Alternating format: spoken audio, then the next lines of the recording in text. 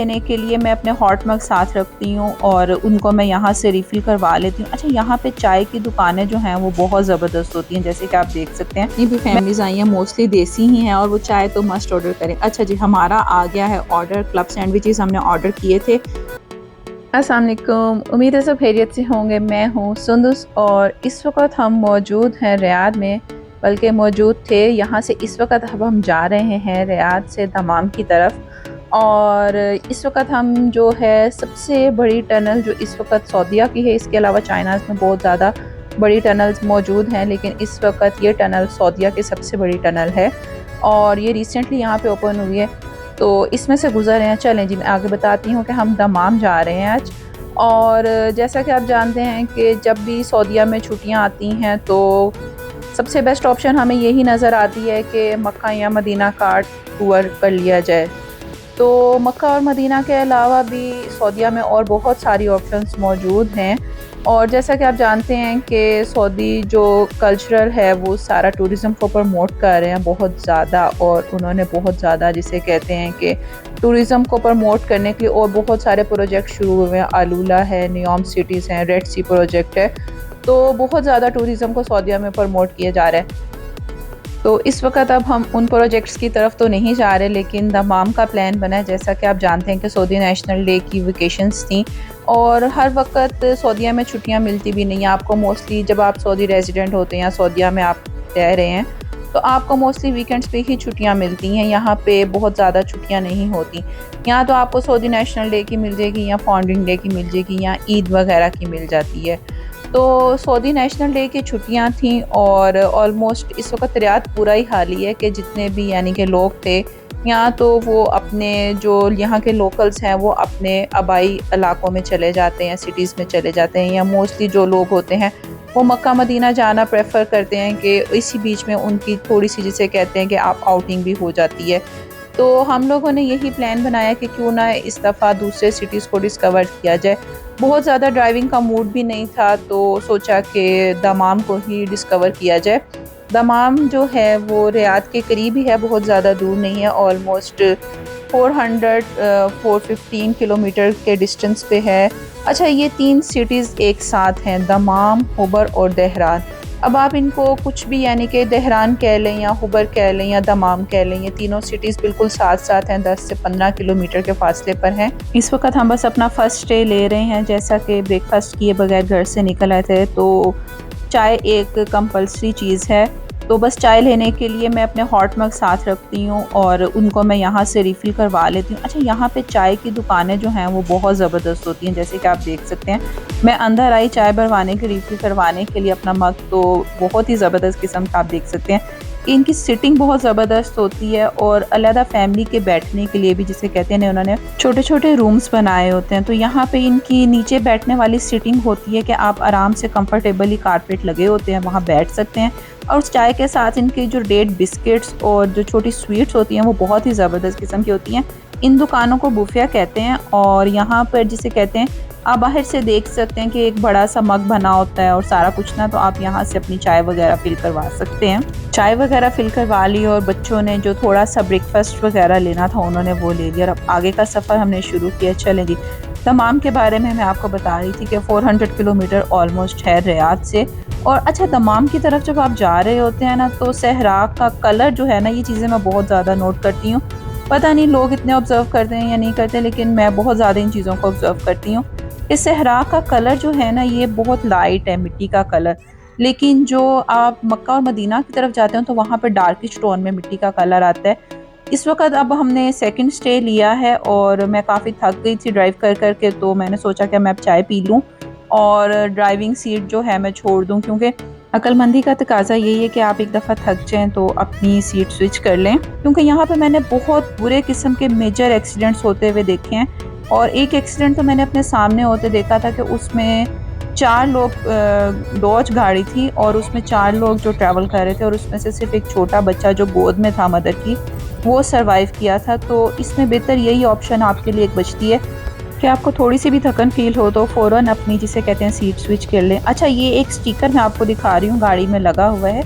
यहाँ पे गाड़ियों का भी चेकअप होता है हर साल का, कि आपकी वो गाड़ी को चेक करते हैं कि आपकी गाड़ी रादर लॉन्ग टूर्स के लिए सूटेबल है भी या नहीं, और उसके बाद ये एक स्टिकर लगा देते हैं। अगर ये आप हर ईयर ना अपना चेक करवाएं तो आपका यहाँ पे चालान होता है, जो चेक पोस्ट लगी होती हैं तो उन पे आपका ये चालान हो सकता है। तो यहाँ पे ये भी एक बहुत ज़्यादा आपको केयर करनी पड़ती है कि अपनी व्हीकल की भी मेंटेनेंस का आपको बहुत ज़्यादा ख्याल रखना पड़ता है। अच्छा, ये अब आप कैमल्स देख सकते हैं कि अच्छा यहाँ पे मल्टी कलर के ना आपको रेड, ब्लैक और वाइट कैमल्स नज़र आएंगे, और इसमें से सबसे अच्छी नस्ल जो है ना वो लाल कैमल को कहा जाता है। बस इस वक्त हम दहरान के करीब पहुंच चुके हैं, और दहरान मीन्स से दमाम, मैंने आपको पहले जैसे बताया था कि ये तीनों शहर 10-15 किलोमीटर के डिस्टेंस पे एक साथ ही हैं कि आप अपना होटल दहरान में भी ले सकते हो, दमाम में भी ले सकते हो और खुबर में भी ले सकते हो। हाँ, जुबेल जो है वो इससे थोड़ा आगे है, आगे ऑलमोस्ट 150 किलोमीटर, तो उसके लिए आपको थोड़ी सी और ड्राइव करनी पड़ती है। तो इस वक्त बस अब हम दहरान की तरफ जा रहे हैं, और हमारा होटल जो है वो दमाम में है, बिल्कुल करीब करीब ही है।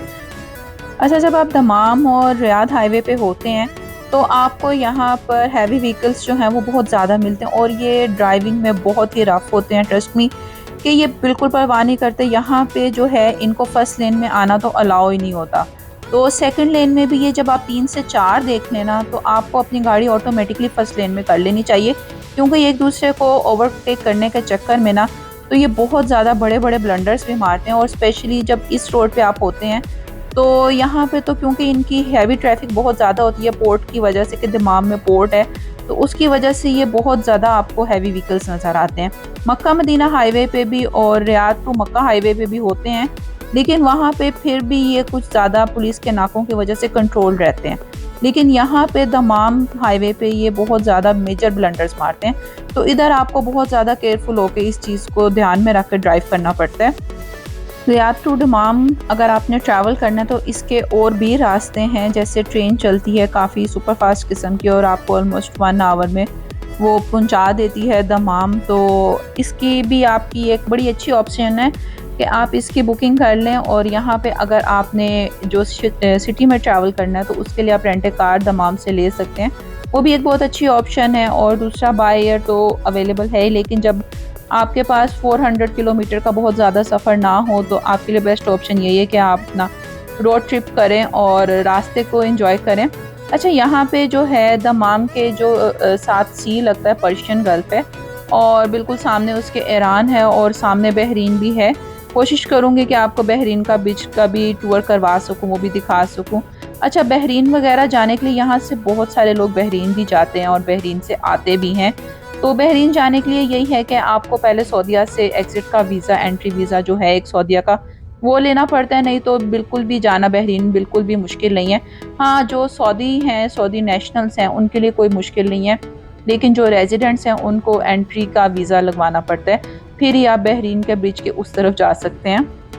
जब आप दमाम आते हैं स्पेशली रियाद से तो आपको बहुत ही खुली फीलिंग आती है। मैं मोस्टली रियाद में जब ड्राइव करती हूँ या जो रियाद में हम ट्रैवल करते हैं तो आपको वहाँ पे एक ट्रैफ़िक का बहुत ज़्यादा रश फील होता है कि ट्रैफ़िक में कुछ जिसे कहते हैं कि थोड़ा सा डिसिप्लिन भी नहीं है। लेकिन रियाद से जब आप दमाम मूव करते हैं तो आपको यहाँ पे बहुत ज़्यादा डिसिप्लिन फील होता है, ऊपर से सड़कें आपको बहुत ज़्यादा खुली फील होती हैं। ये शहर भी थोड़ा सा खुला है तो यहाँ पे आपको बहुत ही एक प्लेजेंट फील आती है। अच्छा, अब एंटरटेनमेंट की बात करते हैं कि बच्चों के लिए यहाँ पे क्या क्या एक्टिविटीज़ हैं जो बच्चे कर सकते हैं। तो सबसे बड़ी एक्टिविटी तो यही है कि बच्चों को यहाँ पे बीच मिल जाता है। आप उनके सैंड टॉयज़ वगैरह साथ कैरी कर लें, और इवन बड़े भी जो हैं यहाँ पे आपको बीच पे बहुत ज़्यादा एक्टिविटीज़ मिल जाती हैं। यहाँ पे कॉर्निश है, हाफ मून बीच है जहाँ पे आप इजीली जा सकते हैं। इसके अलावा यहाँ पे कुछ पेड रिजॉर्ट्स भी हैं जहाँ पे आप बुकिंग करके तो बहुत ज़्यादा एक्टिविटीज़ भी कर सकते हैं कि प्राइवेट पूल और इस तरह की चीज़ें भी आप कर सकते हैं। उसके अलावा यहाँ पे वाटर, आपको जो वाटर गेम्स हैं वो आपको बहुत मिल जाती हैं इसी तरह प्राइवेट रिजॉर्ट्स में। और सबसे बढ़ के जो एक मज़े की एक्टिविटी मैं कहती हूँ कि जो मुझे लगती है वो यही है कि कॉर्निश पे आप साइकिलिंग कर सकते हैं, वॉक कर सकते हैं, और वहाँ पे जो उन्होंने बच्चों के लिए प्लेइंग एरियाज़ बनाए हुए हैं वो बहुत ही ज़बरदस्त हैं। अच्छा, एक चीज़ जो ऑलमोस्ट पूरी दुनिया में ही होती है कि जब भी आप होटल वगैरह बुक करते हैं तो आप अपनी टिकट्स की जिसे कहते हैं ऑन अराइवल बुकिंग वगैरह होटल टाइमिंग के अकॉर्डिंग किया करें। जैसा कि अब हमने रियाद से आना था तो मैं कोशिश करके काफ़ी मैं ऑलमोस्ट 10 o'clock मैंने कर दिए निकलते निकलते, लेकिन हमें माशाल्लाह से ड्राइविंग में इतना टाइम नहीं लगा तो हम 2 बजे तक हमारा दमाम में होटल तक हम पहुंच गए। लेकिन उनका ये था कि उनका चेक इन टाइम जो था वो 4 o'clock था, तो उन्होंने चेक इन नहीं करने दिया। इस वक्त मुझे इतना मसला इसलिए फ़ील नहीं हुआ क्योंकि हम बहुत ज़्यादा दूर से नहीं आ रहे थे और ऊपर से बच्चे रास्ते में फ्रेश अप वगैरह होते आ रहे थे। तो मैंने उनको पेमेंट वगैरह करके मैंने कहा ठीक है, हम चेक इन नहीं करते, लेकिन आप पेमेंट वगैरह लेके, ताकि हमारा जो रूम है वो बुक हो जाए कि हमारी पेमेंट वगैरह आ चुकी है। तो चेक इन वगैरह का आप ये माइंड में रख के फिर ही जब भी ट्रैवल करें तो करें। जैसा कि अभी सितंबर का मंथ है और रियाद दमाम पूरे सऊदीया में ही गर्मी है। अभी आप बाहर कॉर्निश वगैरह पे या बीच वगैरह पे नहीं जा सकते, शदीद गर्मी, ऑलमोस्ट 39-42 के दरमियान टेम्परेचर है। इस वक्त हम बीच के सामने से गुजर रहे हैं, लेकिन मैं बीच की तरफ नहीं जा सकती क्योंकि बहुत गर्मी है, ऊपर से समंदर की वजह से हबस बहुत ज़्यादा हो जाता है। तो हम रात का वेट करेंगे कि बच्चों को सनसेट के बाद ही बीच पे लेके जाया जाए ताकि ज़्यादा उन्हें गर्मी भी फील ना हो। तो इस वक्त हमारी ऑप्शन बेस्ट यही है कि चेक इन तो हमने ऑलमोस्ट पेमेंट वगैरह कर ली, लेकिन चेक इन नहीं किया। लेकिन फैशन अप होने के लिए सबसे जो मेरी बेस्ट ऑप्शन होती है वो यही होती है कि मैं कैफ़ीन ढूंढूँ, मीन्स टू से कि चाय या कॉफ़ी के लिए कोई अच्छी सी जगह ढूंढी जाए। अच्छा, चाय का मैं आपको बताती जाऊँ कि सऊदीया में चाय अदनी या चाय कड़क मिलती है। ये सिंपल दूध जैसे चाय हम पीते हैं उसकी नहीं होती, ये कंडेंस मिल्क की चाय होती है और इसमें कार्डमम वगैरह वो डिफरेंट फ्लेवर्स ऐड करते हैं, तो काफ़ी अच्छी होती है। पाकिस्तान और इंडिया के फ्लेवर्स से मिलती जुलती ही होती है। तो वही मैं इधर स्पॉट ढूंढ रही हूँ कि जहाँ से मुझे मिल जाए। और मैंने मैप्स पे ही एक कैफ़े चेक किया है टी टाइम के नाम से, जो रियाद में तो मुझे अभी तक नहीं मैंने देखा, लेकिन मैंने उसकी जो दमाम में मैंने काफ़ी ब्रांचेस देखी हैं मैप पे, तो बस वहीं आए हैं और यहाँ से मैं चाय के लिए मैं ऑर्डर कर रही हूँ। अच्छा, इनका काफ़ी एक वाइड रेंज का मेन्यू भी है, वो भी मैं चेक करती हूँ कि माइट भी बच्चों को इसमें से कुछ अच्छा लगे, सैंडविच वगैरह और थोड़ा सा फूड वगैरह, तो वो मंगवा लें। इनकी मेन्यू की काफ़ी वाइड रेंज है, बर्गर, समोली और चाय पराठा मैंने साथ देखा है यहाँ पर, और उसके अलावा पराठा रोल और कबाब्स वगैरह बहुत ज़्यादा है इनके पास। टोटली जिसे कह सकते हैं कि देसी टच इन्होंने अपने मेन्यू में प्रॉपरली दिया हुआ है। और चाय की भी इनके पास काफ़ी वैरायटी है कि अदनी भी है, कड़क भी है और क्लब सैंडविचेस वगैरह भी हैं। तो फाइनली बस मैं अब इधर से ऑर्डर कर रही हूँ। अच्छा, यहाँ पे टेक अवे सिस्टम ही है और मैंने देखा जितनी भी फैमिलीज़ आई हैं मोस्टली देसी ही हैं और वो चाय तो मस्ट ऑर्डर करें। अच्छा जी, हमारा आ गया है ऑर्डर। क्लब सैंडविचेस हमने ऑर्डर किए थे और साथ में चाय ऑर्डर की थी। तो क्लब सैंडविच अच्छा है, बिल्कुल जिसे कहते हैं ना कि एक देसी लुक वाला क्लब सैंडविच है।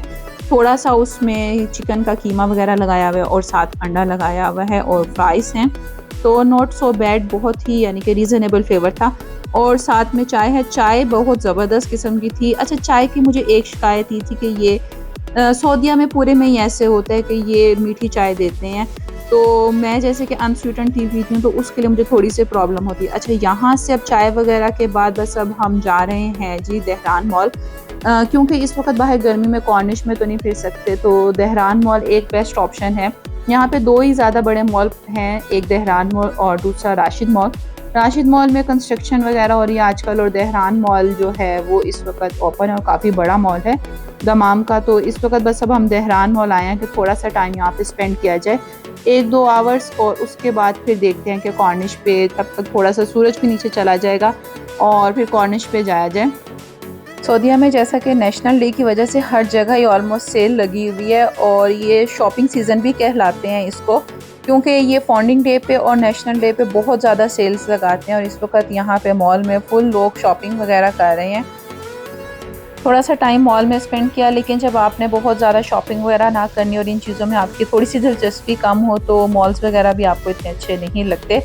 और वैसे भी मॉल्स में जाते ही सबसे पहले जो एक डिमांड होती है वो बच्चों की टॉयज़ की तरफ होती है, तो बेहतर ऑप्शन ये है कि आप इन जगहों से दूर रहें।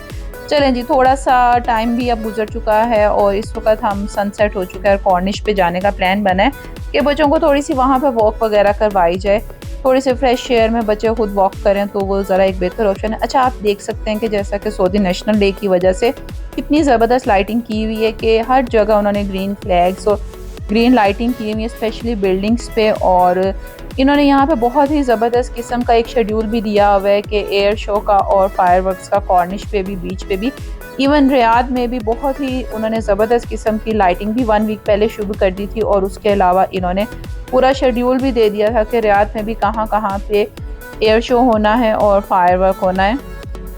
कॉर्निश पे बस हम पहुंच चुके हैं। अच्छा, कॉर्निश पे जब भी आप आते हैं तो आपको सबसे पहले ये इस वक्त यहाँ पे नमाज़ पढ़ें। ये बहुत एक अच्छी जगह है, सऊदीया की बात है कि अगर आप सहरा में नमाज हो गई, अगर आप कहीं जा रहे हैं तो जो लोग होते हैं वो साइड पे अपनी गाड़ियाँ हाईवे के साइड पे लगा के तो गाड़ी में से जानमाज़ वगैरह निकाल के पहले नमाज़ पढ़ते हैं, फिर आगे ट्रैवल करते हैं। हम बस कॉर्निश पे पहुँच चुके हैं और यहाँ पे मुझे छोटी सी बिल्लियाँ, एक बिल्ली और उसके छोटे छोटे बच्चे नज़र आए। बहुत ही क्यूट थे, लेकिन मैंने खाना नहीं दे सकती थी। और ये एक बिल्कुल ही ज़बरदस्त किस्म का एक रेस्टोरेंट है कॉर्निश पे, आर्मेनियन रेस्टोरेंट है, काफ़ी नोन है और इसकी रेटिंग भी अच्छी है। अच्छा, उसके अलावा बस अब हम ये कॉर्निश पे बिल्कुल जा रहे हैं। सामने ये एक छोटी सी, जिसे कहते हैं ना, इन्होंने आर्टिफिशियल लेक समंदर से लेके बनाई हुई है और इसमें डक्स और मछलियाँ वगैरह भी हैं। अच्छा, कॉर्निश पे जब आप आते हैं ना तो सबसे बड़ी प्रॉब्लम जो आपके लिए होती है ना, वो पार्किंग ढूंढना होती है, क्योंकि जब आप एक बिज़ी डे पे या आप वीकेंड्स पे कॉर्निश पे आते हैं तो पार्किंग जो है वो एक काफ़ी बड़ा मसला हो जाता है, तो वो आपको ज़रा देख के करनी पड़ती है। उसके अलावा आप ये देख सकते हैं कि साइकिलिंग के जोन बने हुए हैं कि साइकिल्स वगैरह आप यहाँ से बोरो कर सकते हैं पर आवर और पर 30 मिनट्स पे, और वो आप उनको पे करके तो आप यहाँ पे साइकिलिंग वगैरह कर सकते हैं। और दूसरा, यहाँ पे बच्चों के बहुत ही ज़बरदस्त किस्म के प्लेइंग एरियाज़ हैं कि जहाँ पे बच्चे खेल सकते हैं और अपना बहुत अच्छा टाइम स्पेंड कर सकते हैं। गाड़ी पार्क करने के बाद ऑलमोस्ट 7 to 8 मिनट्स की वॉक के बाद इस वक्त हम कॉर्निश पे पहुंच चुके हैं और कॉर्निश पे हो रही है जी फ़िशिंग। आप देख सकते हैं कि लोगों ने वो जो फ़िशिंग स्टिक्स होती हैं वो पकड़ी हुई हैं और थोड़े थोड़े डिस्टेंस पे बैठे हुए हैं और बड़े मज़े से आगे जाके फ़िशिंग कर रहे हैं। अच्छा, ये मुझे भी अभी पता चला है कि कॉर्निश पे फ़िशिंग अलाउ है। हर जगह पे फ़िशिंग करने की परमिशन भी नहीं दी जाती है कि कुछ सिक्योरिटी रीज़न्स की वजह से, लेकिन यहाँ पे मैंने देखा है कि यहाँ पे काफ़ी लोग बैठे हैं और फ़िशिंग करें। अच्छा, वो आपको सामने लाइट्स नज़र आ रही हैं, तो वो बहरीन की लाइट्स हैं, वो बिल्कुल सामने हमारे बहरीन है और ये पर्शियन गल्फ़ है और इसके साथ ईरान है और ये बिल्कुल सामने आप देख सकते हैं कि ये बहरीन का जो है मेन सिटी है वो है और उसकी लाइट्स हैं। और ये जो है ये वो ब्रिज है जिसे हमने क्रॉस करके जाना होता है बहरीन की तरफ। इसके अलावा आप कॉर्निश पे ये देख सकते हैं कि कितना ज़बरदस्त किस्म का जॉगिंग ट्रैक बना हुआ है कि अगर आपने साइकिलिंग वगैरह नहीं करनी तो आप जॉगिंग भी कर सकते हैं। अच्छा, ये सारी एक्टिविटीज़ ना दमाम की और जद्दा की मुझे बहुत मज़े की लगती हैं कि ये आपको एक बीच के होने की वजह से ये आपकी एक्टिविटीज़ ऐड हो जाती हैं। रियाद में जो लोग रहते हैं वो इन सारी चीज़ों को बहुत मिस करते हैं। नो डाउट रियाद में बहुत ज़्यादा डेवलपमेंट्स हो रही हैं, रियाद में बहुत ज़्यादा गार्डन्स हैं, उसके अलावा वहाँ पे रियाद सीज़न और ये सारी जिसे कहते हैं एक्टिविटीज़ बहुत ज़्यादा आ रही हैं। लेकिन उसके अलावा जो एक ड्रॉबैक मैं कह लूँगी कि जो नेचर के आप करीब होना है ना, वो आप जद्दा में और दमाम वगैरह की साइड पे ज़्यादा इंजॉय करते हो कि एक समंदर की वजह से आपकी एक्टिविटीज़ ऑटोमेटिकली जो है वो जो ऐड होती हैं ना, वो बहुत ही ज़बरदस्त है। यही कॉर्निश पे इन्होंने बहुत ज़बरदस्त किस्म के फाउंटेन्स बनाए और इन फाउंटेन्स में बच्चे बाकायदा, जिसे कह रहे थे स्विमिंग पूल की तरह, इनको यूज़ कर रहे थे और इनमें स्विमिंग करने की भी कोशिश कर रहे थे। चलें जी, ये था मेरा आज का वीलॉग। अपनी दुआओं में बहुत ज़्यादा याद रखिएगा and don't forget to subscribe, share and comment my channel. Until my next vlog, अल्लाह हाफिज़।